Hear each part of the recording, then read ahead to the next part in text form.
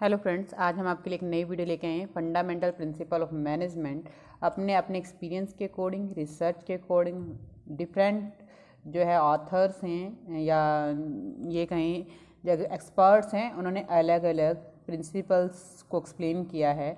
जबकि हमारे फ्रांस के जो एंटरप्रेन्योर हैं हेनरी फ्यूल हैं, जो मोस्ट पॉपुलर है मैनेजमेंट के अंदर, उन्होंने जो है अपनी बुक के अंदर उन्होंने जो प्रिंसिपल्स दिए हैं वो 14 प्रिंसिपल दिए हैं। उनकी जो बुक है जनरल इंडस्ट्रियल मैनेजमेंट है, उसके अंदर उन्होंने 14 प्रिंसिपल को एक्सप्लेन किया है। और हम इसी वीडियो के अंदर जो है प्रिंसिपल ऑफ मैनेजमेंट के अंदर हेनरी फ्यूल के जो है 14 प्रिंसिपल्स हैं उनको क्या करेंगे, एक्सप्लेन करेंगे।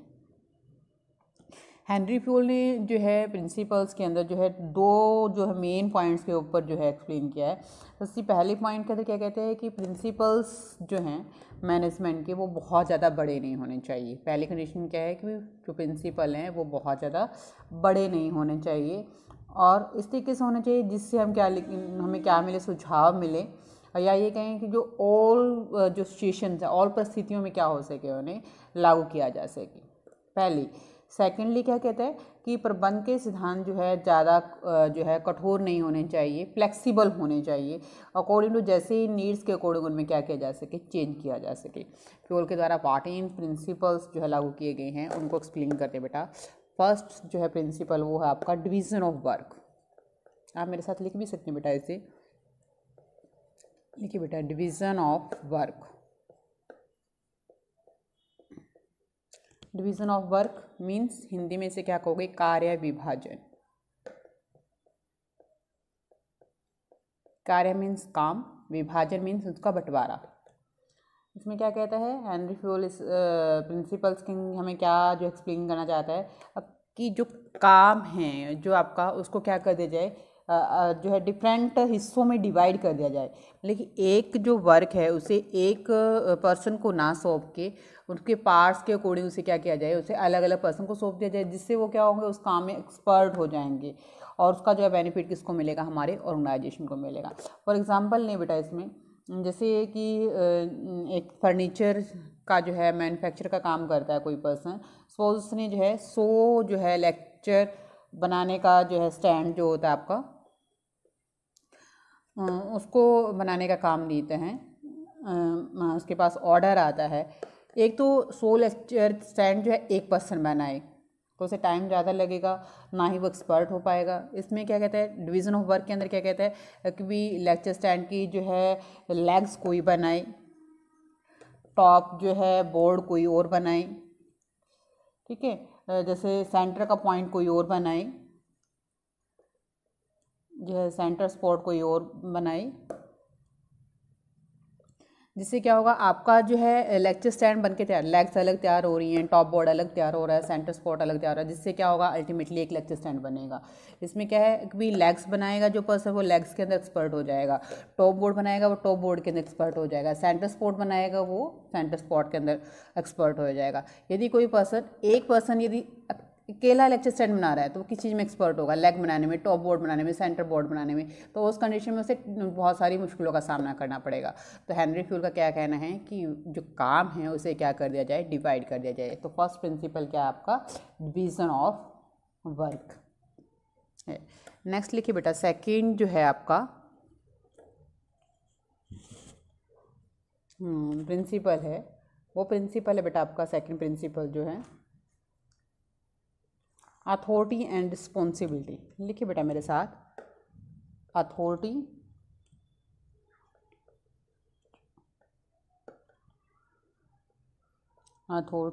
And responsibility.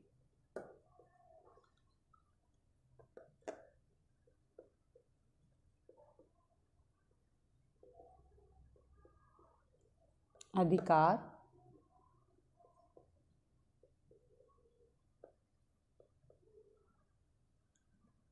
एवं उत्तरदायित्व।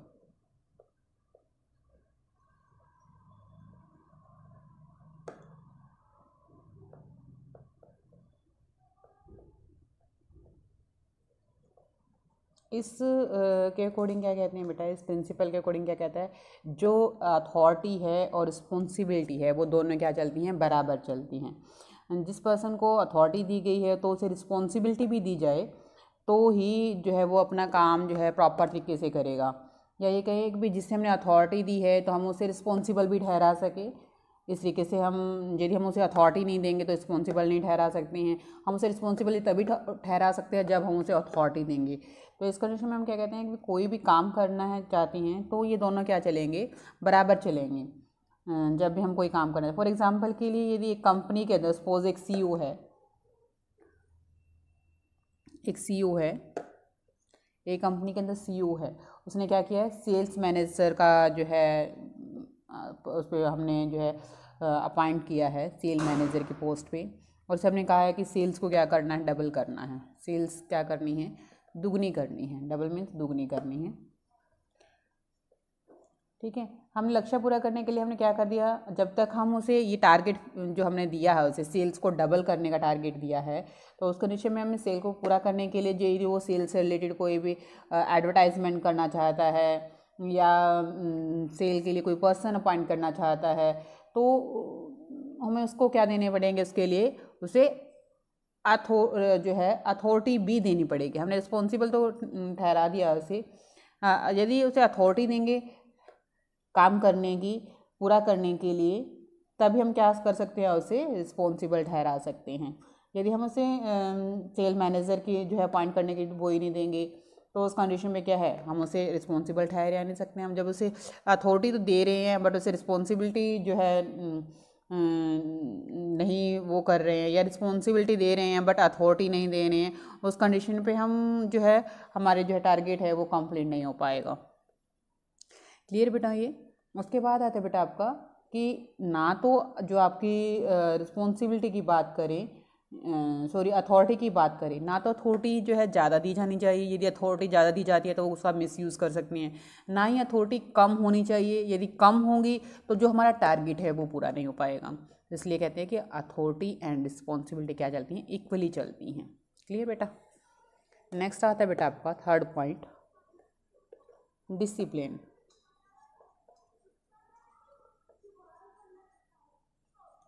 डिसिप्लिन हिंदी में बोलते बेटा इसे अनुशासन। अनुशासन वर्ड तो बड़ा ही कॉमन वर्ड है हमारा, जिसके हम कहते हैं ना कि अब यदि हम स्कूल्स की बात करें, कॉलेज की बात करें, हम कहते हैं हमें जो है डिसिप्लिन में रहना चाहिए, है ना। डिसिप्लिन के अकॉर्डिंग क्या मीनिंग लेते हैं कि हमें ऑबिडेंस होना चाहिए, हमें अपनी अथॉरिटीज़ की रिस्पेक्ट करनी चाहिए, जो रूल्स हैं उनके जो है उन्हें फॉलो करना चाहिए, है ना। ये सब किसके अंदर आते हैं, आपके डिसिप्लिन के अंदर आती हैं। यदि हम स्कूल की बात करें, हमें डिसिप्लिन में रहना चाहिए, जो टीचर्स हैं उनका कहना मानना चाहिए, बड़ों की रिस्पेक्ट करनी चाहिए, जो है आपको जो वर्क दिया जा रहा है वो पूरा करके लेके आना है, सही टाइम पे स्कूल आना है। ये सब क्या है आपके डिसिप्लिन में रहने के लिए तो है। इस तरीके से एक जो ऑर्गेनाइजेशन है उसके अंदर भी क्या है, डिसिप्लिन का होना ज़रूरी है, ऑबिडेंस होना ज़रूरी है, जो आपके पास अथॉरिटी दी गई है उनके प्रति आपकी रिस्पेक्ट होना ज़रूरी है, जो रूल्स बनाए गए हैं उनको फॉलो करना ज़रूरी है। ठीक है, तो वो क्या कहलाता है, आपका डिसिप्लिन कहलाता है। कोई एग्जांपल लेते हैं बेटा, यदि डिसिप्लिन के अंदर काम करती हैं तो हमारे ऑर्गेनाइजेशन को क्या होगा, प्रॉफिट होंगे। यदि डिसिप्लिन के अंदर काम नहीं किया जाता है तो उस कंडीशन पे ऑर्गेनाइजेशन के लिए क्या होगा, लॉसेस होने शुरू हो जाएंगे, तो वो जो कि ऑर्गेनाइजेशन के लिए सही नहीं है। फॉर एग्जाम्पल के लिए एक मैनेजर है, सपोज एक सेल मैनेजर की बात करें, एक सेल मैनेजर है, वो क्या करता है, मान लो क्रेडिट सेल कर रहा है। क्रेडिट सेल का मीन समझते बेटा, उधार के अंदर सेल कर रहा है। तो उस कंडीशन के अंदर क्या है कि उसे उधार सेल किसे करनी है, सपोज आम अपने जो कस्टमर होते हैं उन्हें सेल करनी होती हैं, क्रेडिट सेल जो करनी होती है। क्रेडिट सेल उनको ना दे के वो क्या करता है, उसके जो फ्रेंड सर्कल हैं या उसके रिलेटिव्स हैं उन्हें क्या कर रहा है, वो उधार के ऊपर जो है गुड्स दे रहा है, जो कि हमारे बिजनेस के लिए सही नहीं है। मतलब कि वो इनडिसिप्लिनली काम कर रहा है। अकॉर्डिंग टू डिसिप्लिन के क्या है, रूल्स के अकॉर्डिंग तो क्या है, अगर जो कोई भी आम पब्लिक है उसे क्या करनी है, क्रेडिट सेल करनी है, जबकि वो क्रेडिट सेल आम पब्लिक को ना करके किसको कर रहा है, फ्रेंड्स को कर रहा है, रिलेटिव कर रहा है, जो कि गलत है, रूल्स के अगेंस्ट है। तो क्या कहलाएगा, इनडिसिप्लिन कहलाएगा। ठीक है, वो क्या कहलाएगा, इनडिसिप्लिन कहलाएगा। तो इसलिए क्या कहते हैं कि इंडियन ऑर्गेनाइजेशन के लिए सबसे जो है बेस्ट जो है आपका डिसिप्लिन में रहना ज़रूरी है इंडियन ऑर्गेनाइजेशन के, तो जब हम बात करते हैं। फोर्थ पॉइंट आता है बेटा आपका unity of command. Unity of command, unity of command means आदेश की एकता। आदेश की एकता मीन्स इस जो एम्प्लॉइज़ है उसे एक टाइम पे एक ही हायर अथॉरिटी से ऑर्डर मिलने चाहिए और वो ही हायर अथॉरिटी के लिए रिस्पॉन्सिबल होना चाहिए। यदि एक जो है हायर अथॉरिटी से उसे जो है ऑर्डर मिलता है तो उस कंडीशन में वो काम भी सही तरीके से करेगा, आनाकानी भी नहीं करेगा और जो रिज़ल्ट है वो भी अच्छे आएंगे। सपोज़ आपको एक डायग्राम के थ्रू समझते बेटा हम लोग। सपोज़ ए पर्सन जो है हायर अथॉरिटी है, ए के द्वारा जो है उसके नीचे 3 सबॉर्डिनेट लगे हुए हैं, 3 वर्कर लगे हुए हैं, हम कुछ भी बोल सकते हैं बेटा। LMN एक है, ए के द्वारा एल को भी ऑर्डर दिया जा सकता है, एम को भी ऑर्डर दिया जा सकता है और एन को भी ऑर्डर दिया जा सकता है। एल को कहीं और से ऑर्डर नहीं मिलेगा, सिर्फ किससे ऑर्डर मिलेगा? ए से ऑर्डर मिलेगा। एम को भी कहीं और से ऑर्डर नहीं मिलेगा, सिर्फ ए से मिलेगा। एन को भी किससे मिलेगा? सिर्फ ए से ऑर्डर मिलेगा। इस कंडीशन में क्या है बेटा, ना तो उनमें झगड़ा होने की संभावना है, ना ही किसी की ईगो जो हर्ट होने की संभावना है। उस कंडीशन में क्या है, वो अपने काम को, जैसा उसे काम दिया गया वो वैसा काम पूरा करके देगा ए को, वो अपने काम को अच्छे से करेगा और अच्छे तरीके से करेगा।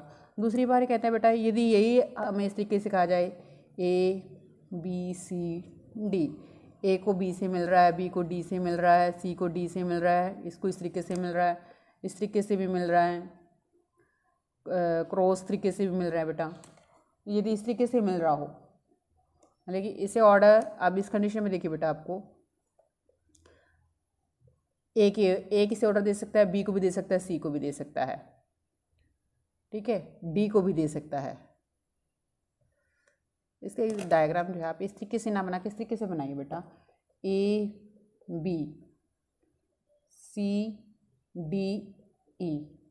इसको इस तरीके से बनाइए बेटा। जैसे इसे जो है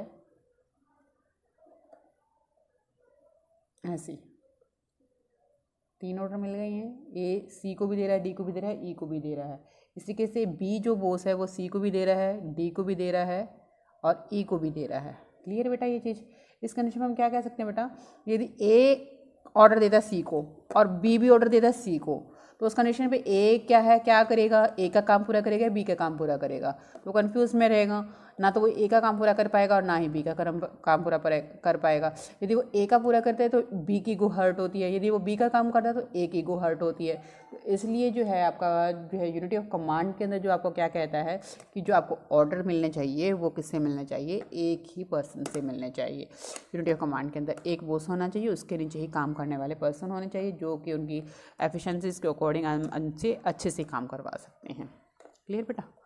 नेक्स्ट आता है बेटा 5th पॉइंट आता है आपका बेटा unity of direction. Unity of direction, unity of direction का मीन्स क्या है, निर्देश की एकता।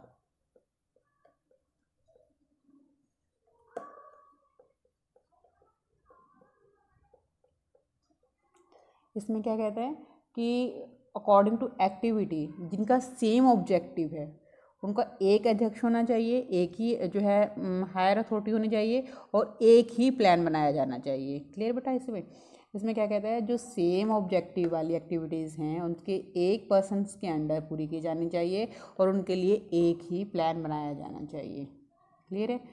ठीक है। इसके अंदर कहते हैं जैसे सपोज आपको जो है 2 डिवीज़न बनाए जा रहे हैं, जैसे 2 चीज़ों का प्रोडक्शन किया जा रहा है सॉरी बेटा, जैसे स्कूटर का प्रोडक्शन किया जा रहा है, कार का प्रोडक्शन किया जा रहा है, या और ले लीजिए बाईसाइकिल का प्रोडक्शन किया जा रहा है, कार का प्रोडक्शन किया जा रहा है, बाइक का प्रोडक्शन किया जा रहा है, कार का, तो कोई भी 2 प्रोडक्शन ले लीजिए। इसके अंदर 2 प्रोडक्ट हैं, उनकी अलग अलग प्रॉब्लम्स होंगी, अलग अलग जो है मार्केट की अपनी अपनी जो है प्रॉब्लम्स होंगी। तो दोनों कंडीशन में ध्यान में रखते हुए क्या करना चाहिए, दोनों के लिए अलग अलग टारगेट निर्धारित किए जाएँ और अलग अलग ही क्या बनाए जाएँ, उनके लिए प्लान बनाए जाएँ। एक जैसी एक्टिविटीज़ हैं, मान लो बाईसाइकिल बनाई जा रही है या कार बनाई जा रही हैं, एक जैसी एक्टिविटीज़ के लिए एक ही मैनेजर होना चाहिए, प्लान भी क्या बनाया जाना चाहिए, सिंगल प्लान बनाया जाना चाहिए, प्लान भी एक ही बनाया जाना चाहिए। तो बेटा एक क्वेश्चन है बेटा आपका इसमें, आदेश की एकता और निर्देश की एकता, 2 पॉइंट आते हैं बेटा आपके, यूनिटी ऑफ कमांड और डायरेक्शन में डिफरेंस क्या है। तो एक बेसिक सा डिफरेंस है जो है यूनिटी ऑफ, यदि हम कमांड की बात करें तो उसके अंदर क्या किया जाता है कि जो एम्प्लॉइज़ हैं, मतलब कर्मचारी हैं, उनकी बात करते हैं। कर्मचारी को जो ऑर्डर दिया जाता है, आदेश दिया जाता है, आदेश देने वाला एक समय पर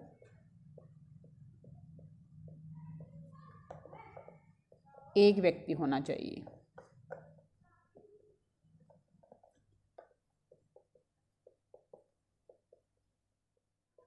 बेटा इस क्लियर है ये चीज़ हमें, इसमें यूनिटी ऑफ कमांड के अंदर कर्मचारी को आदेश देने वाला एक समय पे एक व्यक्ति होना चाहिए, वो क्या कहलाती है आपकी यूनिटी ऑफ कमांड कहलाती है।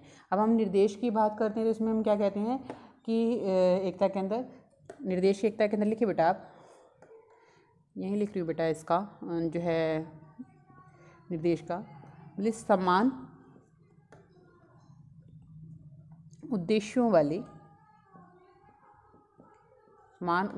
वाली सभी क्रियाओं पर नियंत्रण रखने वाला या करने वाला, नियंत्रण करने वाला एक ही व्यक्ति होना चाहिए।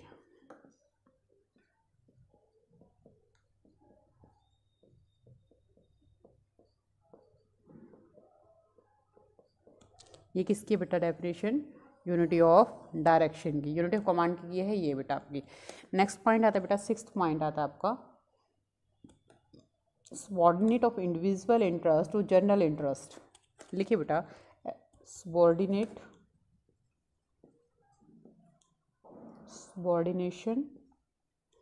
Of individual interest to general interest. Hindi में लिखे बेटा इसे क्या कहोगे, व्यक्तिगत हित सामान्य हित के अधीन, सामान्य हित के अधीन।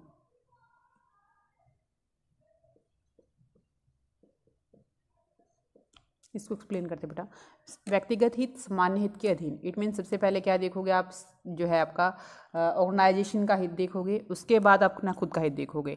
यदि आप अपने बेनिफिट के लिए ऑर्गेनाइजेशन को लॉसेस कर रहे हो वो गलत है। ऑर्गेनाइजेशन के बेनिफिट के लिए यदि आपको खुद को लॉस हो रहा है वो क्या माना जाएगा, करेक्ट माना जाएगा अकॉर्डिंग टू इस प्रिंसिपल। इसके अकॉर्डिंग क्या कहते हैं, यदि इसके अंदर क्या है कि भी आपका जो भी लॉसेस, जो भी डिसीजन लिए जाएंगे वो किसके ऊपर लिए जाएंगे, अकॉर्डिंग टू ऑर्गेनाइजेशन के लिए जाएंगे। इस डेफिनेशन में लिख सकते हो बेटा कि जो है सामान्य जो हित, संस्था का जो हित है इसमें क्या लिया जाता है, सर्वोपरि लिया जाता है। तो इसकी डेफिनेशन की सबसे जो है एक्सप्लेन की बात करें तो इसमें क्या है, जो हमारी संस्था है, संस्था का जो हित है, इंटरेस्ट जो है, उसको क्या लेके चलते हो, सबसे ऊपर लेके चलते हो, संस्था का हित ही सर्वोपरि है। इसमें मेन जो है पॉइंट ये बनता है बेटा आपका, ठीक है। इसमें क्या कहते हैं, यदि सामान्य हित और व्यक्तिगत को कर्म रखने के लिए कहा जाए तो आप निश्चित रूप से किसको देंगे, अपनी संस्था के हित को जो है सबसे पहले प्रेफरेंस देंगे। देखिए बेटा, यदि सामान्य हित व व्यक्तिगत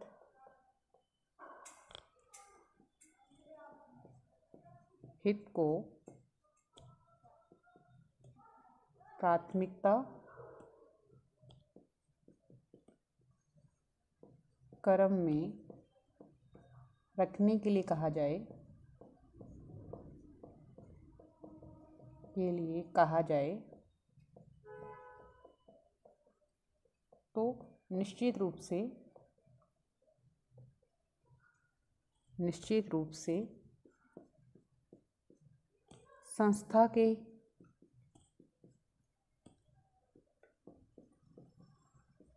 हित को प्रथम स्थान पर रखा जाएगा।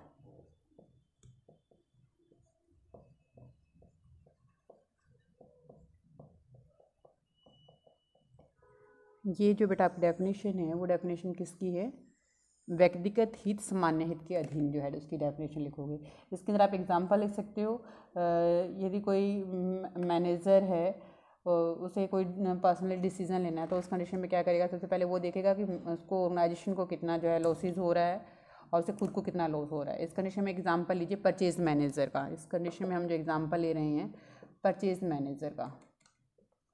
तो परचेज मैनेजर जो है 100 टन का जो है गुड्स परचेज करना चाहता है। उस कंडीशन में उसे देखना है रॉ मटेरियल कहाँ से मिलेगा। एक तो उसे रॉ मटेरियल सप्लायर से, जो भी अदर सप्लायर है उनसे मिल रहा है। एक उसका जो है चाइल्ड जो है सप्लायर का काम करता है। ये अदर सप्लायर की बात करते हैं बेटा हम यहाँ पे। एक उसका खुद का चाइल्ड जो है सप्लाई करता है, खुद का बेटा सप्लाई करता है। तो उस कंडीशन में यदि वो बेटे से ही ले रहा है और वो भी मार्केट प्राइस से डबल में ले रहा है तो उस कंडीशन में क्या होगा? ऑर्गेनाइजेशन को लॉसेस होगा, बट उसे पर्सनल क्या होगा? उसे उसके बच्चे को क्या होगा? प्रॉफिट होगा, जो कि ऑर्गेनाइजेशन के लिए गलत है। यहाँ पे क्या कहते हैं कि जो परचेज मैनेजर है उसे सबसे पहले क्या देखना है? ऑर्गेनाइजेशन का ही देखना है। क्योंकि यदि वो अपने चाइल्ड से कम रेटों पे लेगा तो लॉस इससे होगा, उसे खुद को लॉस होगा, जो कि वो खुद का लॉस करना नहीं चाहेगा।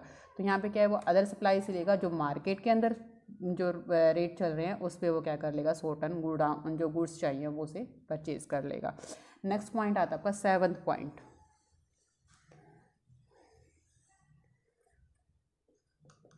सेवन्थ पॉइंट बेटा आपका remuneration to employees. Remuneration to employ.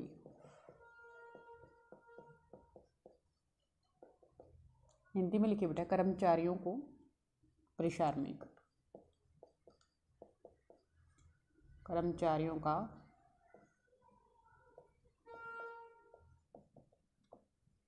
पारिश्रमिक। इसके टॉपिक के जो नेम हैं, जो आपका पॉइंट है उसी से हमें क्लियर हो रहा है कि एम्प्लॉयज़ को क्या जो है रेमोनेशन दिया जाए, क्या जो है सैलरी पे की जाए या क्या वेजेस पे की जाए। रेमोनेशन की बात कर रहे हैं तो हम जो फ्यूल के अकॉर्डिंग है एम्प्लॉयज़ को जो उसके ऑनर हैं वो उनके द्वारा वो रेमोनेशन पे किया जाना चाहिए, जिससे जो है मालिक भी जो है उनका जो ऑनर है वो भी खुश रहे और जो वर्कर हैं वो भी खुश रहें।